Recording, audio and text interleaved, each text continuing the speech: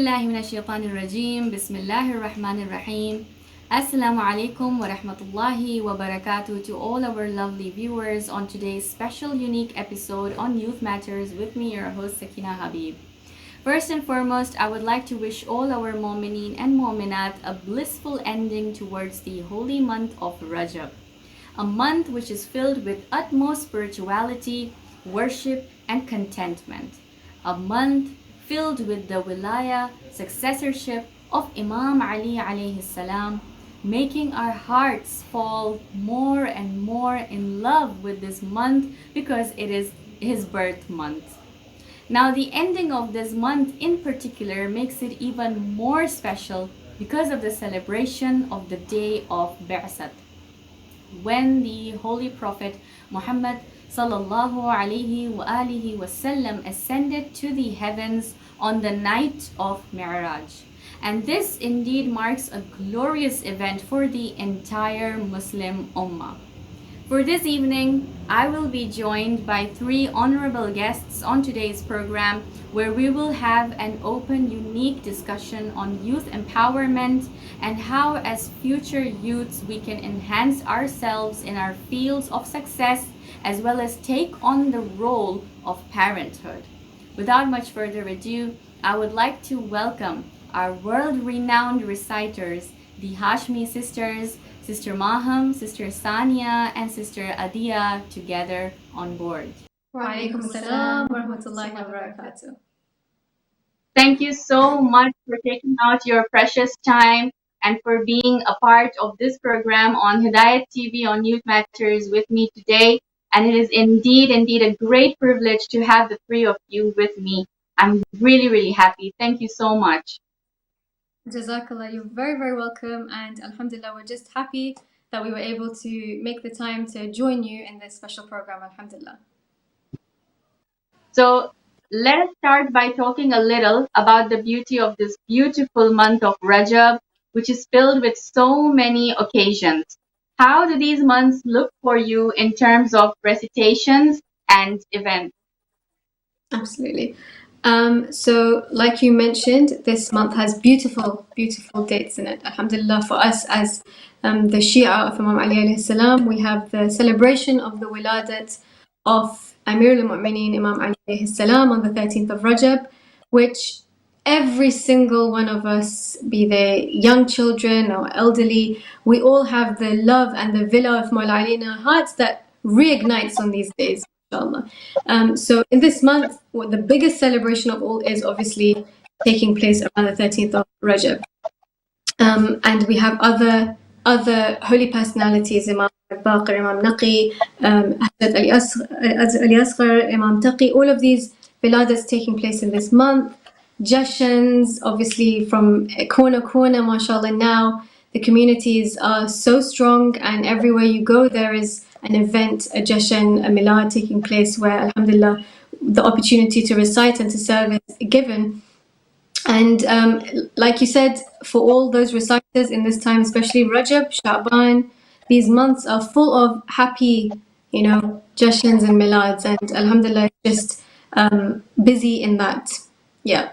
Apart from that, actually, if I can just add, we on the 22nd of Rajab, in the Indo-Pak communities, you have something called the Sufra, or the Kunde Niyaz of Imam Ja'far Sadiq alayhi salam, in which everyone, serves food in the name of Imam Ja'far Sadiq alayhi salam. So that's also something that is so holy and such a beautiful event to have in home, which takes place in the month of Rajab, mashallah.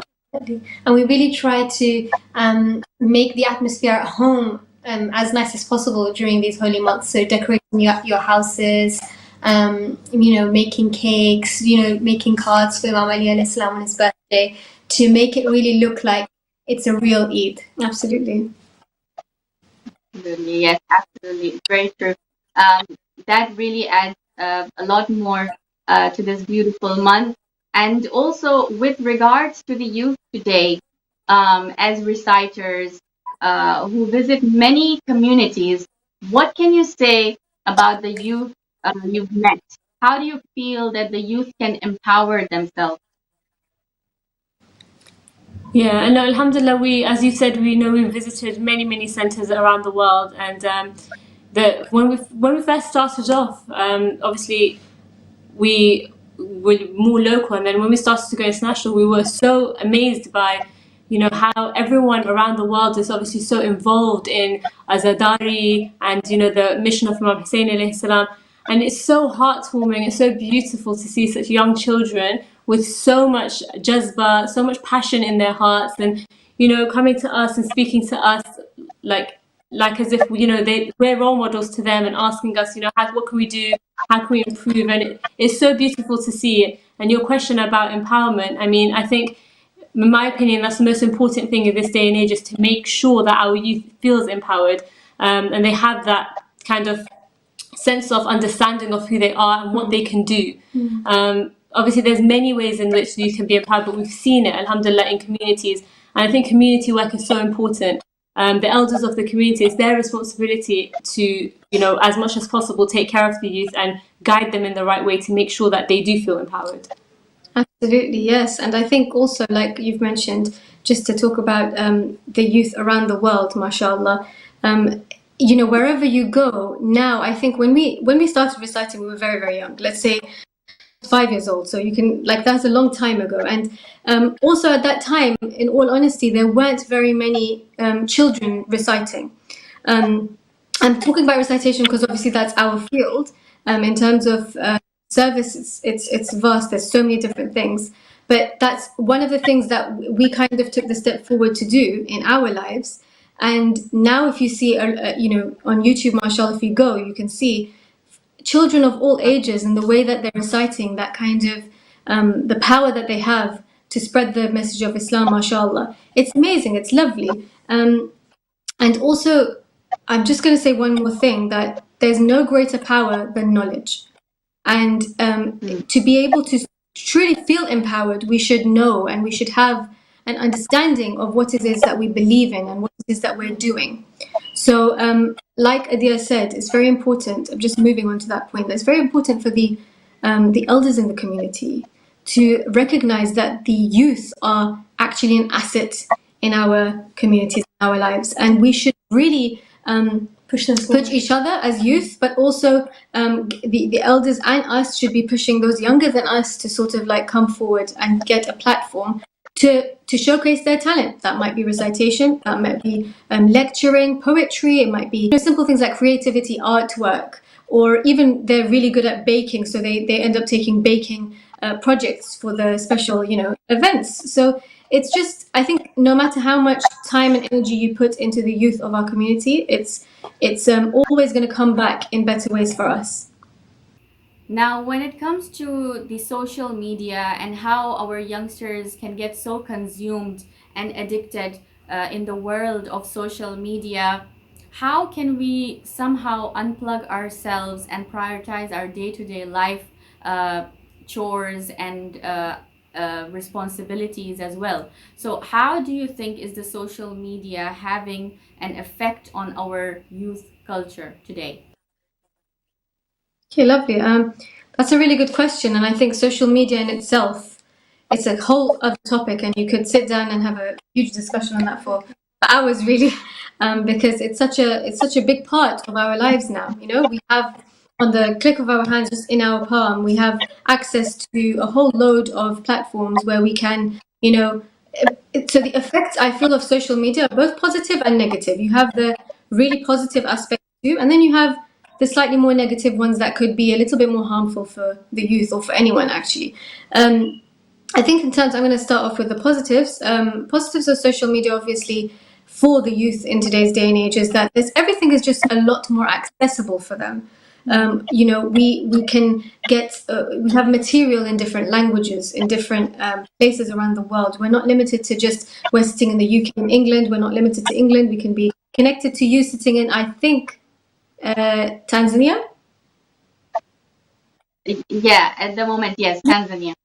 Okay, fine, yes. So it's just, this kind of like connection that we can get. And the youth have this, mashallah. There's so much material available for them to research even. And then you have those youth who need a place to show their talent and to sort of share their creativity. And you have, now you have everything available for you to be able to go and expose yourselves in a positive way and really make a difference in the world, alhamdulillah. So in that aspect, I say that's a very positive kind of tool. It depends on how you use it. And of course, you've got the negatives where, like you say, you're addicted almost, and you're so consumed in it, and your daily life is all about going and scrolling and just going through all of this rubbish essentially. And I feel also that can really affect your mental health. The youth in today's day and age, it's very easy to feel troubled and anxious and lost. Yes. And I feel like that social media aspect has a lot to do with that. I think also, sorry, just to add to that, I think one of the negatives I think for the youth will be obviously people can be very young and they have access to all these platforms. So sometimes they don't realize that what people are sharing, sometimes they can only share the good parts of what's happening in their day, or not sharing at all any bad things. So from what it looks like when you're on social media, it's like, this person has such a good life, always go on holidays, everything's so happy, nothing bad is even happening, and you just start comparing to your own life. And if a young person looks at that on social media and starts comparing to their own life, then it can really affect them, thinking, why is my life not like this? Why do I not do this? Why do I not have that? Because you don't realize that people don't share everything. They don't share the bad and the ugly. They just show all the good. So it can be really detrimental in that way. Yeah, also, Very true. Another problem actually for me that I've noticed is, and from what I've heard as well, is that a lot of obviously there's just a lack of control, isn't there, of what you come across and what you don't come across. So for parents, for example, for the younger children, there are certain things that they try to keep their children away from, and they don't want them to be exposed to that kind of material or content. And sometimes with social media, even if it's not intentional, you can come across content of that sort. Music with words that you might not want your children to be listening to or hearing. And you know how it works is, unfortunately, if we come across something, it's stored somewhere in our brain. So even if, we just watched it and scrolled past it quickly, for a child, they absorb everything. So I think it comes back to the fact that, if you are giving your children the platform of social media, there is some responsibility for you to make sure that they are, using it in the right way, and trying your best to make sure that they're only exposed to what you want them to be exposed to, what's good for them, and obviously using it to their advantage rather than to their disadvantage. Definitely. Yeah. Definitely. I think you've actually nailed the point here. And in fact, I mentioned this in a couple of my programs, I think earlier ones, that, we have more digital relatives nowadays, meaning that you will be having your family members present around you, but you will be busy in your phone. And, sometimes we are not just spending casual time on our phone. I mean, most of the time, no, but sometimes, we're involved in our work related stuff, our projects. We're working on our projects, and we're communicating or connecting with some scholars, or some intellectual individuals. But unfortunately, sometimes it happens that probably your child is next to you, right?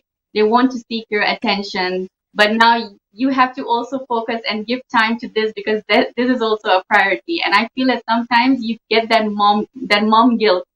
I think as mothers, because we are very emotional, so we go like, I wish I could give more time to my child than I'm giving time to this device of mine right now. But I think, as all of you mentioned very well, that we need to strike a balance, you see, like we need to sometimes uh, unplug ourselves from excessive use of social media, I would say, put it like that, and keep a timetable or a schedule that probably at this hour I can do my work priorities on the phone, and at this hour I can give quality time just to my child. So in that way, then one would feel relaxed and content, and I wouldn't feel guilty that at least I'm giving time to my child at this hour, and I'm giving time to my work as well at this hour. Yeah, that was my point of perspective for the social media bit. Now, I have a very important question to ask the three of you. Mashallah, you are world-renowned reciters, and you've been doing it for the past many, many years from a very young age. Noha Khani, Manqabat recitals, and much more has been a huge and an integral part of your lives.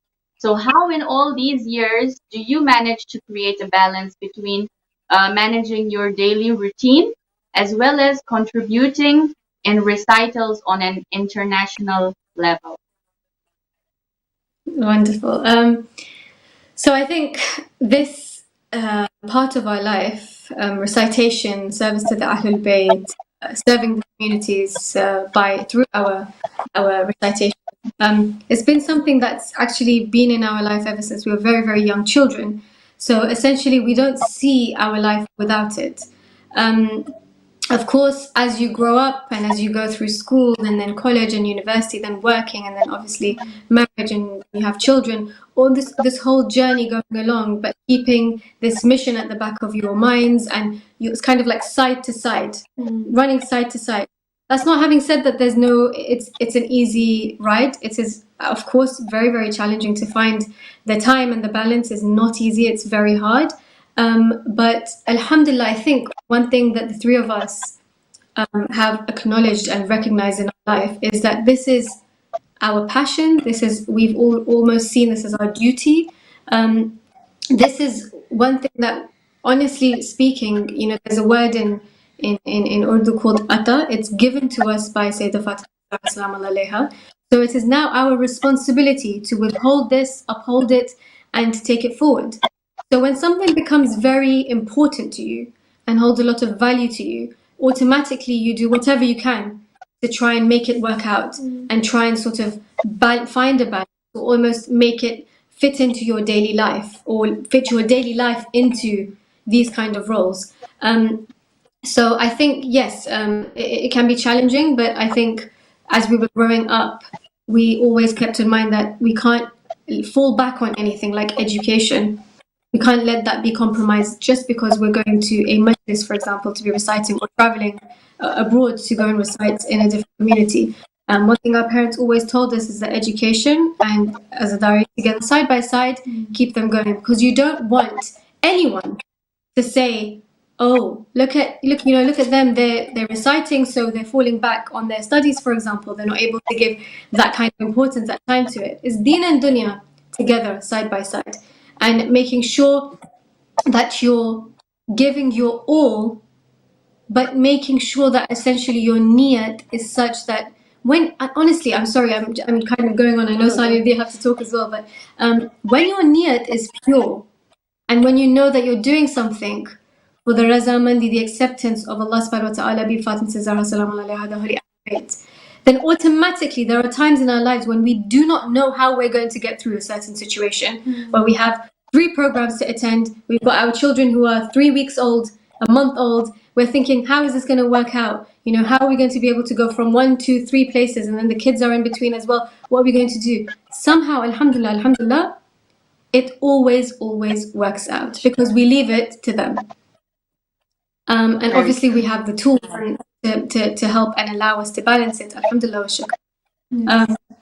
But yeah, anything you guys want to add on to that? One thing that I'd like to add is with regards to striking a balance, I think something that's so key is communication between us, but also other people who are involved. When we were, younger and it was just us, it was easier. We just had to speak to each other and it was sorted. Now we might not be living, very local to each other. We have like children involved. We have obviously husbands, mother, parents, etc. So it's really important that we communicate with each other to make sure that we're all on the same page. And alhamdulillah, we're also lucky that we're surrounded by supportive and people who push us in this direction, and they support us so much. In fact, encourage us even further. And that's the key thing: communicating with the other people that might be involved in allowing you to do what you're trying to do. So yeah, definitely. Thanks, I agree completely. Yeah. Thank you, sisters, for sharing it. It's a very personal experience, and the fact that all of you are sharing it, I'm so I'm thankful to you because some things are really unspoken sometimes. I mean, people don't really like to share such personal points, but coming from your perspective, and yes, I would like to add over here that family support is very important when it comes to such areas, especially when it comes from parents. You said that jo razaman hoti hai. Like when your parents give you that what do you say, that lead that go for it, that push and that encouragement, that no matter what happens, if even people are against you, but you know that you're not doing something wrong because your parents are with you, and obviously they will not tell you to do something wrong. So that is something very important that you highlighted. And Sister Maham, you mentioned that deen or dunya ko saath rakhna. This is a key point because education is very important, be it for a male or female. It's a lovely question. I think everybody's upbringing contributes to the way that they eventually see their life in the future. For us, I can say our upbringing definitely had a huge role in making us Hashim sisters, in making us the servants of the Ahlul Bayt, in making us, prioritize this service as well, and keeping it with that value. It's, in our lives. If I was to describe a typical day in our life as children growing up in our house, it was one where all three of us are reciting something, or we're talking about the Ahlul Bayt, or topics, discussion like this on the table, the dinner table with our mother and father. Our father himself is is a very learned man, and as well a reciter, mashallah, and somebody who organizes and brings together the zakars of the Ahlul Bayt. So we were always kind of like exposed to this field, and a mother as well reciting with her sisters when she was younger, and we would go and stand by our mother and our khalas and watch them recite. And now we have taken on that role and we're doing that recitation, and actually now our children are watching us recite. So it's all just kind of like a cycle, and this upbringing is one that we can't thank our parents enough, honestly. What they have done in our upbringing, and obviously giving us that foundation to prioritize and to love the Ahlul Bayt and to feel the pain of the Ahlul Bayt, is something we are indebted to for them, always. Yeah, and it's almost like in the way the upbringing was, it wasn't our parents telling us, you need to love the Ahlul Bayt, you need to love the Imam, you need to love Bibi Fatima. It was more like we saw it so much inside them that we automatically said, oh my God, I love Imam Ali, oh my God, I love Bibi Fatima, I love Imam Hussein, I want to read this Noha, I want to go to Majlis, I want to write notes back. Rather than telling you that you have to do this, or, it's more that just seeing it so much in them, everything we were always around, it just instilled the love automatically inside us. And I think that's so beautiful. I think also the three of us get inspiration from each other as well. Siblings. One thing, I think, if we take a slight step back away from recitation and just look at the bond and in families between siblings, our upbringing was such that we always had to remember that we had to respect each other. The respect was very important. Of course, I mean, we're siblings. We'll always have our little disagreements and arguments here and there as we're growing up. But essentially, we were always taught to respect each other, to love each other, to care for each other, and to be very, very kind to each other. And I think that when you grow up in that environment, automatically you become like pillars of strength for each other. So if we are sort of lacking in any area for any reason, we'll have each other to kind of support us, push us, and bring us back to our goals and aspirations in life. So I think that's also a huge part of our upbringing in our life, alhamdulillah. Allah bless you, mashallah. It's so amazing seeing that there is so much unity amongst the three of you, and I think that's why your projects turn out to be always outstanding and amazing as well. How do you work together as a team, to create your masterpieces? Meaning, who is the one who leads, basically? I'm sure there's one who probably takes the lead amongst you, and then of course, when it comes to the creativity and pushing each other. Yeah, I really like that question, because I think a lot of the times when we do programs and shows, interviews, and questions are asked for us, a lot of the answers can actually, nowadays we're seeing lots of sisters come together to recite. So you've got lots of different sister groups coming up as mashallah reciters, and I think it just helps with giving them a little bit of hopefully inspiration and a push and a motivation. but yes, so it's a whole process. The whole kind of like formation of a, let's say let's say a Noha, or a new project of ours. It's a whole process, very exciting. There's a lot of work that goes into it. There's a lot of time, thought, and energy that's put into it. Nights and days, going over it, reading through it. But yes, of course, I mean, there's always the three of us work together very, very well, without a doubt. And I think the reason for that is because we've been doing it ever since we were kids. And we all have our own strengths. So I'd say, and correct me if I'm wrong, but I'd say, like, for example, Sanya, she is excellent at organizing and keeping us organized as well. Keeping us on track that, yes, if we have commitments and we have like programs, even though we have a diary and we have somebody who takes care of that for us, but then we have our sister as well, Sanya, here, telling us, this day, that time, we can fit this in over here. So she's kind of like the one who keeps that going very, very well, very organized and very kind of keeping us on track. Then I'd say, well, leader, if you're asking who the leader is, it's definitely going to be Maha. Yes. It goes without saying. Maham's definitely the leader. She's the mastermind, I guess we can say. But I think that definitely the ideas and thoughts and things come from me, maybe because I'm the eldest and I can be a little bit bossy in that, right? But because they're my little sisters. But also, it's never just I've said this and that's it. Yeah. It doesn't work like that with the three of us. I mean, I'll put something forward and then it can be completely changed by the end of what I've said. Like, so I'll put an idea forward, we'll discuss it, and that idea could have just been the basis and the stem of something. And then we've changed that by the end of it because of the input from Sanya, Nadia, and also from our parents as well. It's a very kind of like, alhamdulillah, we value each other's input quite a lot. So I think that makes a huge difference. Adia here, she's a fantastic poet. So her strength is in, English writing especially, very, very, very, very nicely put out, and in a way that can grasp the attention of the listener very well, based on ages as well. So which I feel I've learned from I think we bounce off each other. I think that's how it is. Maham, mashallah, like you can give her an idea. If I have an idea, for example, I can give it, and she can put a tune in it in like 5 minutes, for example, which is amazing. It just sounds like we're praising each other right now. No, So mashallah, it definitely is an ata in that way. Yeah, it's a real teamwork, real teamwork, and it helps. Like we talked about our upbringing and the respect that we have for one another. If I wrote something and Mom said, for example, to me that word doesn't sound very nice in the verse, I would never take any offense to it. I would just take it on board and just make those changes. Yeah. We have that respect for each other. We have that understanding within ourselves. And then there's also the whole social media in the background as well. So we'll come up with something, and I'm very creative in a sense. So I'll figure out a way to make something nice and put it on the social and spread it around. Definitely. Yeah.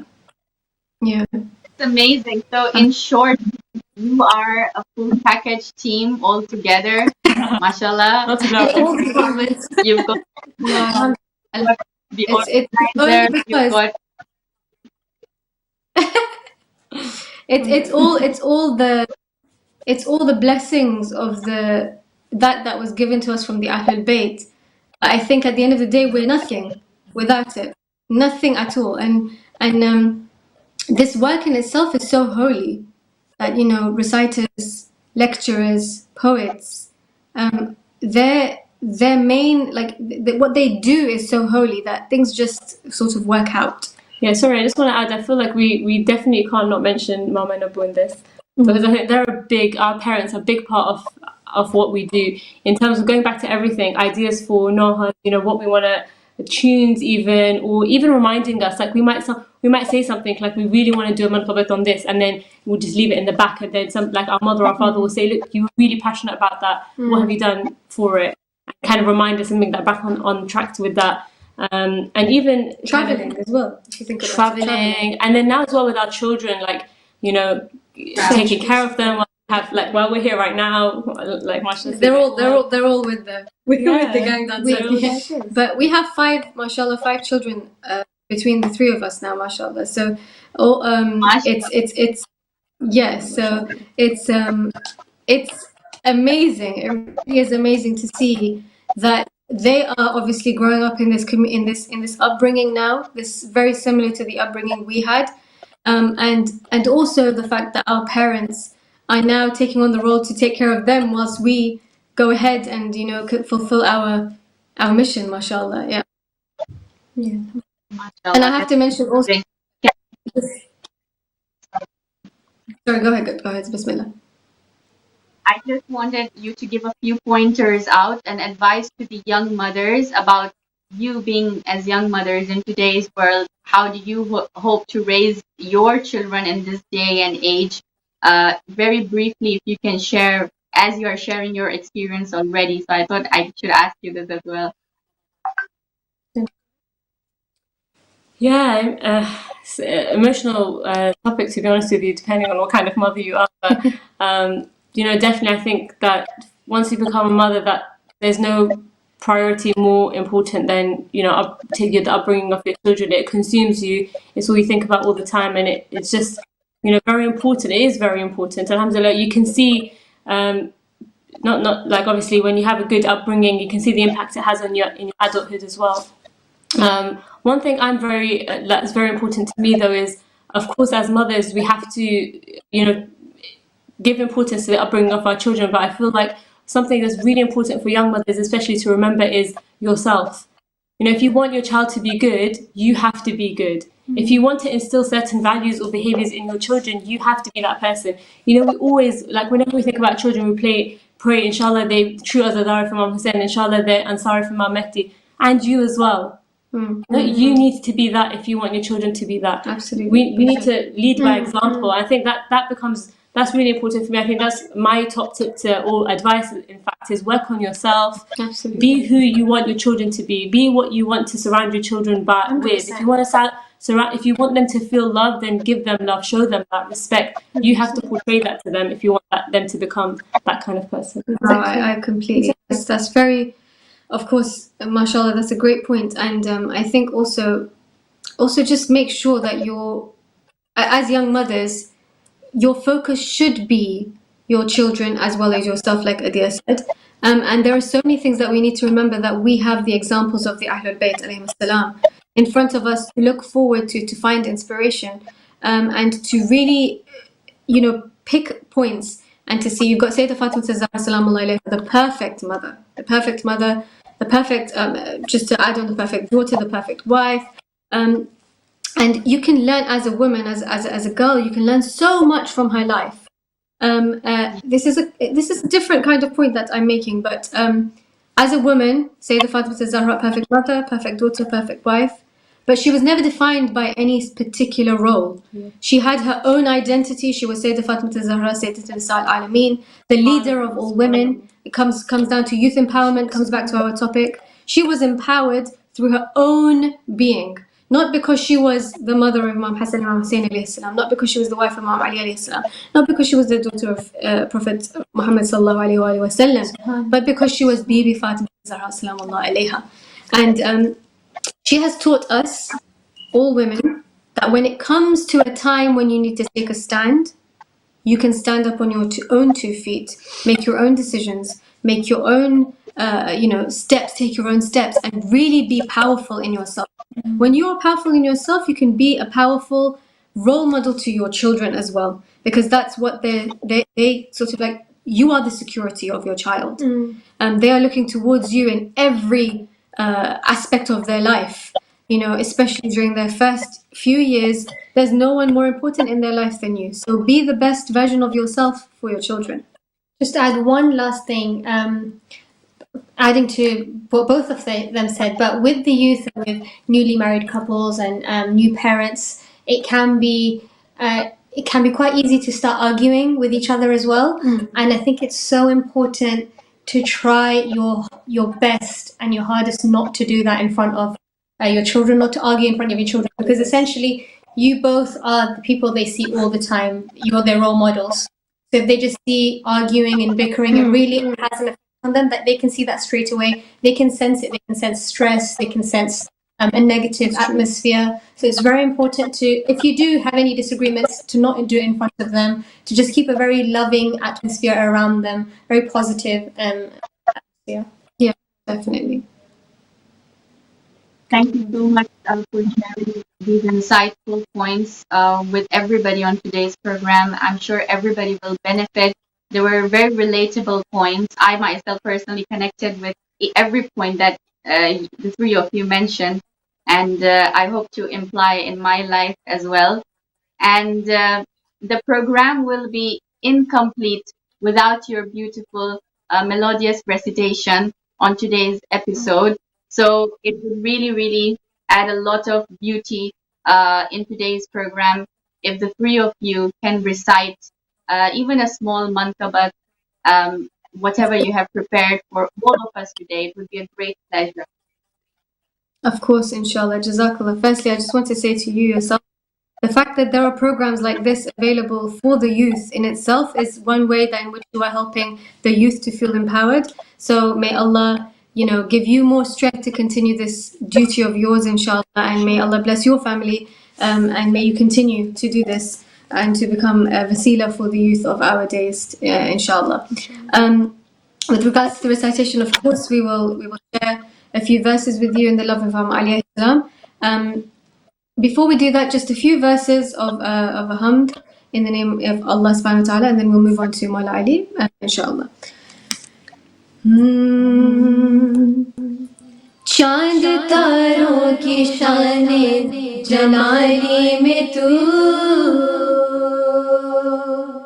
سبز پتوں میں پھولوں کی lolly میں تو خوش خوش میں تو ڈالی ڈالی میں تو ٹہنی ٹہنی میں تو بالی بالی میں تو بوٹے بوٹے میں گل بوٹے بوٹے میں گل گل میں بو بو میں تو اللہ اللہ اللہ اللہ اللہ اللہ اللہ اللہ اللہ اللہ دید کس کو میسر تیری ذات کی لاکھ موسیٰ نے تجھ سے مناجات کی پھر بھی تو نے نہ ان سے ملاقات کی چھپ کے پردے میں کی جب کبھی بات کی اور محمد سے کی اور محمد سے کی روبرو گفتگو اللہ اللہ اللہ اللہ اللہ اللہ گفتگو کب خدائی کے لہجے میں تھی کب بھلا کبریائی کے لہجے میں تھی کب تکبر بڑائی کے لہجے میں تھی یا تو ہر بات بھائی کے لہجے میں تھی آ رہی تھی نبی آ رہی تھی نبی کو خوبت کی بو اللہ اللہ اللہ اللہ اللہ تھی محمد کو حیرت یہ کیا راز ہے یا تو کوئی نیا نہ دم ساز ہے پھر یہ ہے کون یہ کس کی آواز ہے یہ تو کچھ میرے بھائی کا انداز ہے اے خدا سچ بتا اے خدا سچ بتا ہے کہ تو اللہ اللہ اللہ اللہ اللہ اللہ نعرہ حیدری اللہ اللہ اللہ اللہ اللہ مل گئی تجھ کو خدائی یا علی کہنے کے بعد ہاں یہی ہوتا ہے بھائی یا علی کہنے کے بعد جام کون سے لے لیا پھر دوست میں گھر لے لیا جام کون سے لے لیا پھر دوست میں قدر دولت کمائی یا علی کہنے کے بعد. اور میں نے پوچھا کامیابی کی سند ملتی ہے کب؟ میں نے پوچھا کامیابی کی سند ملتی ہے کب؟ عرش سے آواز آئی یا علی کہنے کے بعد. عرش سے آواز آئی یا علی کہنے کے بعد. اور آخر شعر. مجھ کو راہ زیست پر چلنا سکھانے کے لیے، مجھ کو راہ زیست پر چلنا سکھانے کے لیے، ماں نے گودی سے اتارا یا علی کہنے کے بعد. مل گئی تجھ کو خدائی یا علی کہنے کے بعد. محمد وعلى محمد بننظر صلوات اللهم صل صلى على على محمد وعلى شيخ. Jazakallah for that beautiful, wonderful recitation. I cannot express my feelings, how I was feeling hearing your beautiful voices. It just livened up today's program and today's mood, and it really uplifted my soul. And I want to thank you for that beautiful ala recitation. Jazakallah. God bless you. MashaAllah. Thank you so much, Hashmi sisters, for tuning and joining me on today's program. It was a privilege.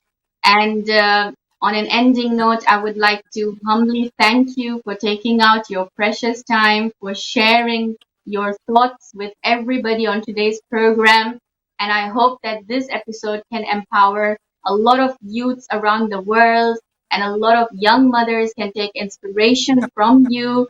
And we hope that we can create our generation, the future generation, to serve Imam Zamana, Ajallahu Ta'ala Farajahu Sharif. And as you said, we fulfill our promises to the Ahlul Bayt alayhim assalam. Thank you, Jazakallah. Jazakallah. God bless. Thank you to all our viewers for tuning on today's special program with the Hashmi sisters. I hope that all of you benefited and enjoyed today's conversation on youth empowerment and how, as young mothers, we can take personal advices from their lives and we can imply and share it in our lives as well. It was a great pleasure and a privilege to have the Hashmi sisters once again on my program. I'm so ever grateful and thankful to them. Thank you. This is your host Sakina Habib signing off. Jazakumullahu khairan. Wassalamu alaikum wa rahmatullahi wa barakatuh.